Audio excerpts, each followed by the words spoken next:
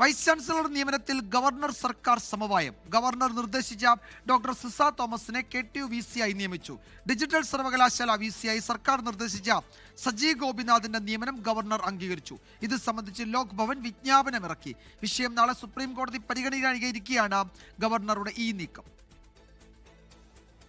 Supreme കോടതി നിലപാട് കടുപ്പിച്ചതിന് പിന്നാലെയാണ് ഗവർണറുടെ നിർണായകവും അസാധാരണവുമായ നീക്കം. സാങ്കേതിക സർവകലാശാല VC ആയി ഡോക്ടർ സിസ തോമസിനെയും ഡിജിറ്റൽ VC ആയി ഡോക്ടർ സജി ഗോപിനാഥിനെയും നിയമിച്ചാണ് ഗവർണർ ഉത്തരവിറക്കിയത്. മുഖ്യമന്ത്രിയും ഗവർണറും തമ്മിൽ ചർച്ച നടത്തി സമവായത്തിലെത്തുകയായിരുന്നു. ഡോക്ടർ സിസ ഗവർണറുടെ പട്ടികയിലും ഡോക്ടർ സജി മുഖ്യമന്ത്രിയുടെ പട്ടികയിലും ഉൾപ്പെട്ട വ്യക്തികളാണ്. ചുരുക്കത്തിൽ ഓരോ VC സ്ഥാനം വീതം മുഖ്യമന്ത്രിയും ഗവർണറും പങ്കിട്ടെടുത്തു എന്ന് പറയാം.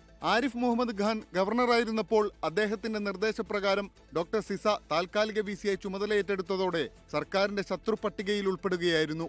സാങ്കേതിക കാരണങ്ങൾ മാത്രം പറഞ്ഞ് മുൻ ഗവർണർ VC സ്ഥാനത്തു നിന്ന് പുറത്താക്കിയ വ്യക്തിയാണ് ഡോക്ടർ സജി ഗോപിനാഥ്.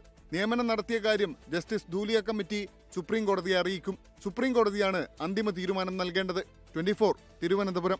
ലോകത്തെവിടെയായാലും ഏത് സമയത്തും 24 വാർത്തകളും ഓഗ്മെന്റഡ് റിയാലിറ്റി പാക്കേജുകളും എക്സ്പ്ലെയിനറുകളും വിശദമായി കാണാൻ ഞങ്ങളുടെ YouTube ചാനൽ നിങ്ങൾക്ക് സബ്സ്ക്രൈബ് ചെയ്യാം.